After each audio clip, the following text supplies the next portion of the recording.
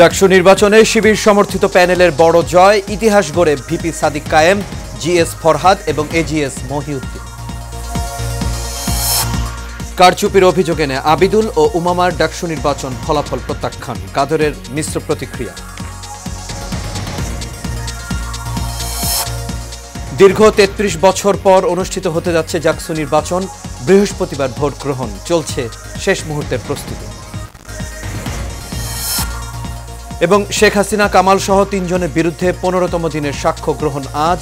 এখন পর্যন্ত মোট ৪৫ জন সাক্ষ্য দিয়েছে।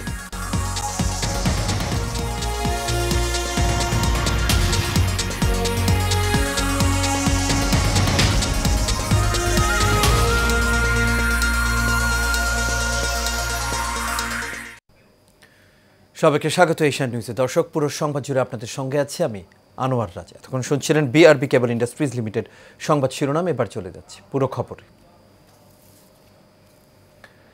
ঢাকা বিশ্ববিদ্যালয়ে কেন্দ্রীয় ছাত্র সংসদ ডাকসু নির্বাচনে বড় জয় পেয়েছে ইসলামী ছাত্র শিবিরের শিক্ষার্থী ঐক্য জোট। ইতিহাস গড়ে এই প্যানেল থেকে নির্বাচিত হয়েছেন বেশিরভাগ প্রার্থী। ছাত্রদলের আবিদুল ইসলাম খানকে ৮৫০০ ভোটে হারিয়েছেন সাদিক কায়েম। জিএস পদে এস এম ফরহাদ জিতেছেন ৪৫০০ ভোটের ব্যবধানে। শোয়েব সাত্তার লিজনের রিপোর্টে দেখুন বিস্তারিত।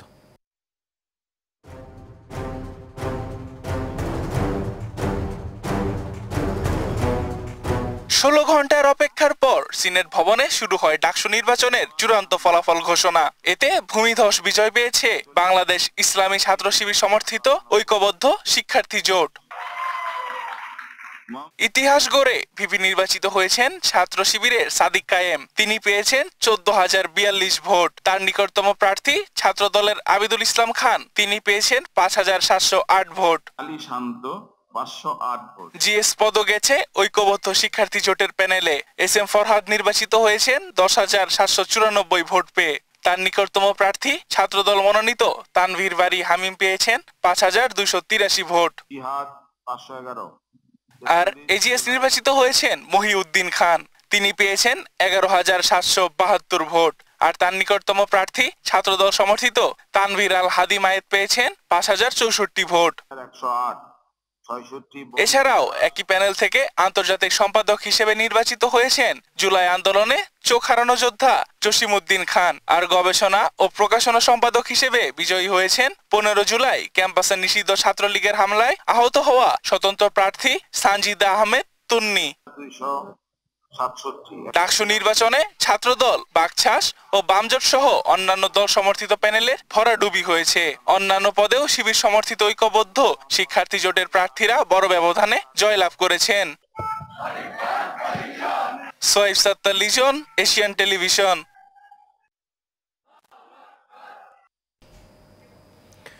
দর্শক, ডাকসু নির্বাচনের আর খবর থাকছে সংবাদের পরবর্তী অংশে। এবার চলে যেতে চাই ডাকসু নির্বাচন নিয়ে আপনাদের খবর জানাবো। আর এই মুহূর্তে সরাসরি আমাদের সঙ্গে যুক্ত হচ্ছেন জহিরুল ইসলাম খান লিটন। লিটন, আশা করি আপনি আমাকে শুনতে পাচ্ছেন।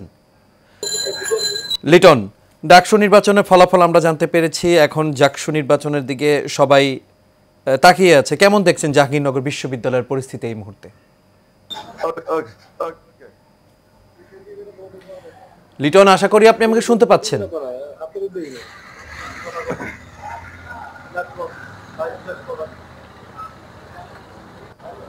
লিটন, আশা করি আপনি আমাকে শুনতে পাচ্ছেন। রাজ, আপনি জানেন যে দীর্ঘ ৩৩ বছর পরে কিন্তু জাহাঙ্গীরনগর বিশ্ববিদ্যালয়ের নির্বাচন অনুষ্ঠিত হতে যাচ্ছে। আগামী দিন কিন্তু তথা আজকে রাত পোহালেই কিন্তু আগামী দিন সকাল ৮টা থেকে কিন্তু শুরু হবে জাহাঙ্গীরনগর বিশ্ববিদ্যালয়ের যে নির্বাচন। সেই নির্বাচনকে কেন্দ্র করে কিন্তু জাহাঙ্গীরনগর বিশ্ববিদ্যালয়ে আমরা দেখেছি যে সর্বদা কিন্তু এখানে মানুষজন যারা রয়েছে, তারা বিভিন্ন প্রার্থী থেকে শুরু করে ভোটার যারা রয়েছে, সকলের কিন্তু উপস্থিতি রয়েছে। যদিও এখন এখানে প্রচার প্রচারণা নিষিদ্ধ রয়েছে। গতকালকে রাত ১২টা থেকে কিন্তু প্রচার প্রচারণা একেবারে নিষিদ্ধ করা হয়েছে। কোনো রকম প্রচার প্রচারণা নেই। প্রচার প্রচারণা না থাকলেও কিন্তু সাধারণ ভোটার যারা রয়েছে তারা কিন্তু সকলে রয়েছে এবং সকলের মধ্যে কিন্তু এক প্রকার উৎসব বিরাজ করতেছে। তারা সকলেই কিন্তু যে দীর্ঘ ৩৩ বছর পরে তারা একটি জাহাঙ্গীরনগর বিশ্ববিদ্যালয়ের মতো জায়গায় তারা ভোট দেবেন, নিজেদের ভোট প্রয়োগ করে তারা তাদের নিজেদের মনোনীত ব্যক্তিকে মনোনীত করবেন বলে তারা সকলেই কিন্তু আশাবাদী। এবং প্রত্যেকটা ভোটারের ভিতরে কিন্তু এক প্রকার উৎসব রয়েছে। তারা কিন্তু বলছেন তাদের ভিতরে যে তাদের মনোনীত যে প্রার্থী রয়েছে রয়েছে তাদেরকেই তারা ভোট দেবেন এবং বিজয়ী করবেন। এবং আমরা অনেক প্রার্থীর সাথে কথা বলেছি, এর মধ্যে তারা কিন্তু সকলেই শতভাগ আশাবাদী যে তারা যে আগামী দিন যে জাকসু নির্বাচনটি হবে সেই নির্বাচনে তারা বিজয়ী হবেন বলেই তারা কিন্তু সকলেই প্রত্যাশা করতেছেন। প্রত্যাশার জায়গা থেকে কিন্তু সকলেই লড়ে যাচ্ছেন। এবং এখানে এরই মধ্যে কিন্তু জাহাঙ্গীরনগর বিশ্ববিদ্যালয়ে ভোট গ্রহণের জন্য কিন্তু যে বুথগুলো রয়েছে, যে বুথগুলো থেকে নির্বাচন ভোট সংগ্রহ গ্রহণ করা হবে, সেই বুথগুলো কিন্তু অনেকটা প্রস্তুত করা হয়েছে, যদিও এখন পর্যন্ত সমস্ত বুথগুলো পরিপূর্ণভাবে কমপ্লিট করা হয়নি। এবং এই বুথগুলোর মাধ্যমে কিন্তু কালকে প্রায় 11,990 জনের মতো ভোটার তারা কিন্তু ভোট দিয়ে তাদের মনোনীত ব্যক্তিকেই তারা নির্বাচিত করবেন বলেই তারা ভোটে অংশগ্রহণ করবেন। এবং সকলের ভিতরে কিন্তু এক প্রকার উৎসব রয়েছে। এবং এখানে যাতে কোনো রকম আইন শৃঙ্খলার অবনতি না ঘটে সেই জন্য কিন্তু যে প্রশাসনিক ব্যবস্থা রয়েছে তারা কিন্তু সর্বাত্মক ব্যবস্থা নিচ্ছে যাতে কোনো রকম বিশৃঙ্খলা না ঘটে। এবং সেই ক্ষেত্রে কিন্তু আমরা সাধারণ শিক্ষার্থী যারা রয়েছে তাদের সাথে কথা বলেছি, তারা সকলেই সন্তুষ্টি প্রকাশ করেছেন। তারা বলছেন যে প্রশাসন এখন পর্যন্ত যে ধরনের ব্যবস্থা নিয়েছে যদি সেগুলো ধরে রাখতে পারে তাহলে কোনো রকম অপ্রীতিকর ঘটনা ঘটবে না। এবং সেই ক্ষেত্রে তারা কিন্তু সকলেই ভোট দিয়ে তাদের মনোনীত ব্যক্তিকে বিজয়ী করতে পারবে। তাই আমরা এখন শুধু দেখার অপেক্ষায় যে রাত পোহালেই কিন্তু ভোট শুরু হবে এবং ভোট গণনা শুরু হবে কিন্তু বিকেল 4টার পরেই।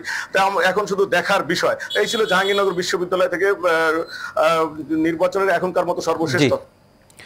জি লিটন, আপনাকে অসংখ্য ধন্যবাদ। দর্শক, আমাদের সঙ্গে যুক্ত হয়েছিলেন সহকর্মী জহিরুল ইসলাম খান লিটন। তিনি জাহাঙ্গীরনগর বিশ্ববিদ্যালয় থেকে জাকসু নির্বাচনের সবশেষ পরিস্থিতি আমাদের জানাচ্ছিলেন।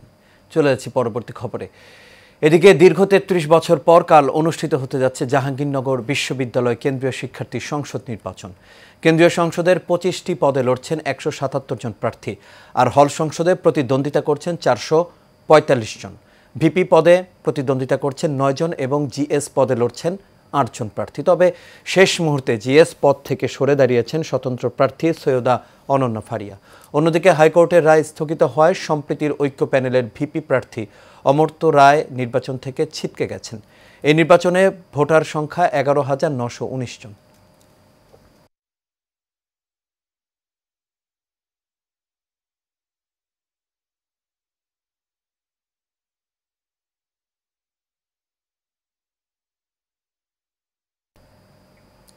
এবার অন্যান্য প্রসঙ্গ। জুলাই আগস্টে সংগঠিত মানবতা বিরোধী অপরাধের মামলায় শেখ হাসিনা ও আসাদুজ্জামান খান কামাল সহ 3 জনের বিরুদ্ধে 15তম দিনের সাক্ষ্য গ্রহণ আজ। আন্তর্জাতিক অপরাধ ট্রাইব্যুনাল 1-এ এই সাক্ষ্য গ্রহণ অনুষ্ঠিত হয়। এদিন হাজির করা হয় আসামি থেকে রাজসাক্ষী হওয়া সাবেক আইজিপি চৌধুরী আবদুল্লাহ আল মামুনকে। এই মামলা এখন পর্যন্ত শহীদ পরিবার, আহত, চিকিৎসক, প্রত্যক্ষদর্শী সহ মোট 45 জন সাক্ষ্য দিয়েছেন। সাক্ষীরা সকলেই তুলে ধরেন জুলাই অভ্যুত্থানে নৃশংসতা, বিচার দাবি করেন গণহত্যায় জড়িত সকলের। পাশাপাশি শেখ হাসিনা, আসাদুজ্জামান খান কামাল ও চৌধুরী আবদুল্লাহ আল মামুনকে সকল ঘটনার মাস্টার মাইন্ড হিসেবে তুলে ধরেন তারা। আবারও ডাকসু নির্বাচনের খবর। কারচুপির অভিযোগ এনে ডাকসু নির্বাচনের ফলাফল প্রত্যাখ্যান করেছেন ছাত্রদলের ভিপি প্রার্থী আবিদুল ইসলাম ও স্বতন্ত্র প্রার্থী উমামা ফাতিমা। সামাজিক যোগাযোগ মাধ্যম ফেসবুকে পোস্ট দিয়ে নিজেদের প্রতিক্রিয়া জানান তারা। তবে ছাত্রদলের জিএস প্রার্থী তানভীর বারী ইমাম পরাজয় মেনে নিয়ে শিক্ষার্থীদের পাশে থাকার ঘোষণা দিয়েছেন। বিস্তারিত জানাচ্ছেন জাবালুন নূর। কোনো রকম সহিংস ঘটনা ছাড়াই ডাকসু নির্বাচন শুরু হলেও দিনব্যাপী একে অপরের দিকে অভিযোগের তীর ছুঁড়েছেন প্রার্থীরা। রাত 1:30টার পরে কেন্দ্রে ফলাফল ঘোষণা শুরু হয়। শুরুতেই দেখা যায় ভিপি, জিএস ও এজিএস সহ বিভিন্ন পদে ইসলামী ছাত্র শিবির সমর্থিত প্যানেল ঐক্যবদ্ধ শিক্ষার্থী জোটের প্রার্থীরা বিপুল ভোটে এগিয়ে রয়েছেন। এর পরপরই ফলাফল নিয়ে একের পর এক অভিমত ব্যক্ত করতে থাকেন ডাকসুর ভিপি, জিএস পদপ্রার্থীরা। ছাত্রদলের প্যানেলের সহসভাপতি প্রার্থী মোহাম্মদ আবিদুল ইসলাম রাত 2:20 ফেসবুকে লেখেন, পরিকল্পিত কারচুপির এই ফলাফল দুপুরের পরপরই অনুমান করেছি। নিজেদের মতো করে সংখ্যা বসিয়ে নিন। এই পরিকল্পিত প্রহসন প্রত্যাখ্যান করলাম। ভোট ঘোষণা চলার মধ্যে ছাত্রদলের প্যানেলের জিএস প্রার্থী শেখ তানভীর বারী হামিমও ফেসবুক পোস্ট দেন। তিনি লেখেন, ঢাকা বিশ্ববিদ্যালয়ের শিক্ষার্থীরা যদি মনে করেন এটি তাদের রায়, তবে এই রায়কে আমি সম্মান জানাই। আমি শিক্ষার্থীদের প্রতিক্রিয়ার জন্য অপেক্ষামান। তিনি আরও লেখেন, আজকে সকাল থেকে বিকেল পর্যন্ত চলা এই ভোট অনুষ্ঠানে উৎসব মুখর পরিবেশ থাকলেও কয়েকটি কেন্দ্রে অনিয়ম দেখা দিয়েছে। বিশেষ করে গণনার ক্ষেত্রে মেশিনের ত্রুটি, জালিয়াতি ও কারচুপি পরিলক্ষিত হয়েছে। স্বতন্ত্র শিক্ষার্থী ঐক্য প্যানেলের ভিপি প্রার্থী উমামা ফাতেমা ফেসবুকে রাত 2:30টার দিকে লিখেছেন, চলিতেছে সার্কাস, কে কে দেখছেন। সবশেষ পোস্টে তিনি লেখেন, বয়কট বয়কট, ডাকসু বর্জন করলাম। সম্পূর্ণ নির্লজ্জ কারচুপি নির্বাচন। 5 আগস্টের পরে জাতিকে লজ্জা উপহার দিল ঢাবি প্রশাসন, শিবির পালিত প্রশাসন। অন্যদিকে বিশ্ববিদ্যালয় ভিসি ও প্রক্টরকে দেয়া হোয়াটসঅ্যাপ মেসেজের স্ক্রিনশট শেয়ার করে ভিসি ও প্রক্টরকে অভিনন্দন জানিয়েছেন বাক্সার সমর্থিত ভিপি প্রার্থী আব্দুল কাদের। মঙ্গলবার এক ফেসবুক পোস্টে তিনি এই অভিনন্দনের কথা জানান। এই পোস্টে কাদের বলেন, ভিসি এবং প্রক্টরকে অভিনন্দন জানিয়ে ডাকসু নির্বাচন নিয়ে আলাপ এখানেই শেষ করলাম। ডাকসু নির্বাচনের ফলাফল নিয়ে এই মিশ্র প্রতিক্রিয়ার পর বহুল প্রতীক্ষিত ডাকসু বিশ্ববিদ্যালয়ের সার্বিক উন্নয়নে কতটা কার্যকর হবে সেটাই এখন দেখার বিষয়। জাবালুন নূর, এশিয়ান টেলিভিশন। এবার সারা বাংলার খবর। ফরিদপুরের ভাঙ্গায় সংসদীয় আসনের সীমানা পুনর্বিন্যাসের প্রতিবাদে দ্বিতীয় দিনের মতো দুটি মহাসড়ক অবরোধ করে মানববন্ধন করেছেন এলাকাবাসী। সকাল 7টা থেকে ঢাকা বরিশাল মহাসড়কের হামিরদি ইউনিয়নের পুকুরিয়া, হামিরদি মাধবপুর ও নোয়াপাড়া বাসস্ট্যান্ড এবং ঢাকা খুলনা মহাসড়কের হামিরদি ইউনিয়নের মনসুরাবাদ বাসস্ট্যান্ড ও আলগি ইউনিয়নের সুয়াদি এলাকায় ওই দুই ইউনিয়নের জনগণ মহাসড়ক দুটি অবরোধ করে। এতে ওই দুই মহাসড়কে যাত্রীবাহী বাস, ট্রাক, পিকআপ, মাইক্রোবাস সহ বিভিন্ন যানবাহন আটকে যায়। অবরোধ চলাকালে এলাকাবাসী ভাঙ্গাকে বিভক্ত করার যে সিদ্ধান্ত নেওয়া হয়েছে তা কোনোভাবেই মানা হবে না বলে জানান। এতে যতদিন দরকার ততদিন মহাসড়ক অচল করে রাখার হুঁশিয়ারি দেন তারা।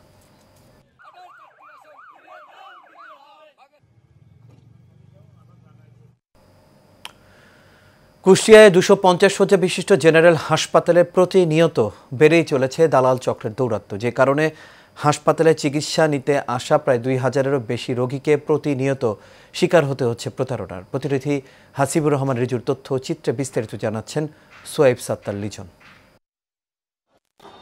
কুষ্টিয়া 250 শয্যা বিশিষ্ট জেনারেল হাসপাতালে চলছে দালালদের দৌরাত্ম্য। বহির্বিভাগের টিকিট কাউন্টার ও বিভিন্ন কক্ষের বাইরে থেকে হাসপাতালে আসা রোগীদের ভয়ভীতি ও প্রলোভন দেখিয়ে নিয়ে যাচ্ছে বেসরকারি ক্লিনিক ও রোগ নির্ণয় কেন্দ্রে। চিকিৎসক ব্যবস্থাপত্র লেখা শেষ করলেই রোগীদের হাত থেকে ব্যবস্থাপত্র নিয়ে নেয় কুষ্টিয়া সদর হাসপাতালের আশেপাশে থাকা বিভিন্ন ডায়াগনস্টিক সেন্টার ও ক্লিনিকের দালালরা। এরপর পরীক্ষা নিরীক্ষার জন্য রোগীদের বাধ্য করা হয় সেসব ক্লিনিকে যেতে। ডাক্তার রিপোর্ট দেয়, সেই রিপোর্ট আমরা করি, তাছাড়া তো আমরা করে নিয়ে যাইনি। তুই যে পয়সা তো নেই, আমরা যাই ডাক্তারের কাছে যাই, রোগীরা যা দেয় ওইটার জন্য আমরা এখানে আসি। সকাল 8টায় আসি, বিকেল 5টায় বাড়ি। যে যেখান থেকে করে নিয়ে আসে সে সেখানে ঢুকে আমি তো পাঠাই না, কারণ ওখানে পাঠালে সে সারের ব্যাপার, আমাদের কোনো ব্যাপার না। হসপিটালে পরিচিত কেউ যদি আসে তাদের কিছু বোঝে না, সেগুলো আমরা এনে এটা দেখা মেকা করা দিয়ে চলছে। এদিকে দালাল চক্রের দৌরাত্ম্য কমানোর জন্য নানা পদক্ষেপ নেওয়া হচ্ছে বলে জানান এই চিকিৎসক। কিভাবে এটাকে কমানো যায় সেটা নিয়ে প্ল্যান করছি। ডিসি সাহেবদের সাথে আমরা মত বিনিময় করেছি, পুলিশদের সাথে মত বিনিময় করেছি, এনএসআই বা অন্য যারা আছে ডিএসবি তাদের সাথে মত বিনিময় করছি এবং আমাদের প্রক্রিয়া চলমান। অভিযোগ রয়েছে এসব দালাল চক্রের সাথে সরাসরি যোগসাজশ রয়েছে হাসপাতালের কিছু অসাধু চিকিৎসকের। Shoaib Sattar Lizon, Asian television. বাংলার ম্যারাডোনা খ্যাত সম্রাট হোসেন এমিলি, মোমেন মুন্না, গোলাম গাউস, আশরাফুদ্দিন চুন্নু, রেজাউল করিম লিটন সহ শতাধিক তারকা ফুটবলারের উত্থান নারায়ণগঞ্জ থেকে। কিন্তু দিন দিন হারিয়ে যাচ্ছে নারায়ণগঞ্জের ফুটবলের ঐতিহ্য। মাঠ সমস্যা ও দীর্ঘদিন ধরে লীগ ফুটবল বন্ধ থাকা এই দুর্দশার মূল কারণ বলে মনে করছে সংশ্লিষ্টরা। প্রতিনিধি রোমান চৌধুরী সুমনের তথ্য চিত্রে বিস্তারিত জানাচ্ছেন সোয়েব সাত্তার লিজন। ফুটবল মানেই নারায়ণগঞ্জের প্লেয়ার, এই প্রবাদ যেন এখন শুধুই অতীত। শেষবারের মতো জেলায় গত 25 বছরে মাত্র 3বার ফুটবল লীগ অনুষ্ঠিত হয়েছে, যা প্রতি বছর হওয়ার কথা। জেলায় 28টি ফুটবল ক্লাব থাকলেও ক্লাবগুলো নানা সমস্যায় অস্তিত্বহীন। নেই মাঠ, নেই নিজস্ব প্লেয়ার। ক্লাবগুলো রয়ে গেছে শুধু নামে আর সাইনবোর্ডে। জেলার ইসদাইর পৌর ওসমান স্টেডিয়ামের নেই ওয়াশরুম, নেই ড্রেসিং রুমও। মাঠের গ্যালারিগুলো যেন এক বিধ্বস্ত স্থাপনা। গ্যালারির রেলিং ভাঙা, বের হয়ে গেছে রড। মাঠ থেকে শুরু করে ক্লাব আর প্লেয়ার সকল ক্ষেত্রে বিরাজ করছে সমন্বয়হীনতা বলে মনে করছেন সংশ্লিষ্টরা। এই স্টেডিয়ামে বর্তমানে যে বেহাল অবস্থা, এখানে কোনো ড্রেসিং রুম নাই, কোনো পানির ব্যবস্থা নাই, কোনো বাথরুম নাই, এখানে খেলার উপযোগী কোনো পরিবেশই নাই। এই কারণে নারায়ণগঞ্জ ফুটবল আরও দিনে দিনে পিছিয়ে যাচ্ছে। পার্শ্ববর্তী আমার ক্রিকেট স্টেডিয়ামটা ফ্যাসিলিটিস দেখেন আর ফুটবল মাঠের ফ্যাসিলিটিস দেখেন, এটা অ্যাকচুয়ালি এক ফুটবল গ্রাউন্ড বলা চলে না। সে ফুটবল প্লেয়ার আসবে কই থেকে? নারায়ণগঞ্জ লিগ হয় না। এই নারায়ণগঞ্জে যদি আবারও এই মাঠ, প্লেয়ার সব কিছু যদি ভালো করে গাইড দেওয়া হয়, ইনশাল্লাহ এই নারায়ণগঞ্জের মাটিতে আবার চুন্নু, আসলাম, গাউস ওনাদের মতো বড় বড় ফুটবলার আবার এই নারায়ণগঞ্জ থেকে তৈরি হবে, জন্ম হবে।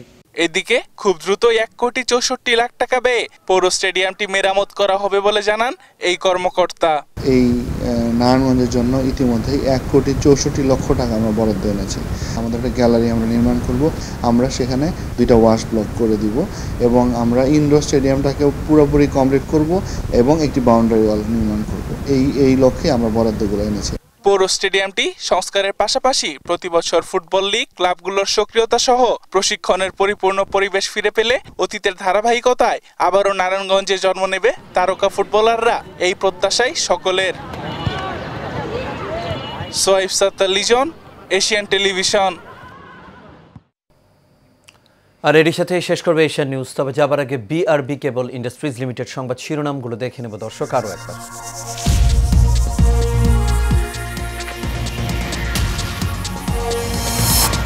ডাকসু নির্বাচনে শিবির সমর্থিত প্যানেলের বড় জয়, ইতিহাস গড়ে ভিপি সাদিক কায়েম, জিএস ফরহাদ এবং এজিএস মহিউদ্দিন।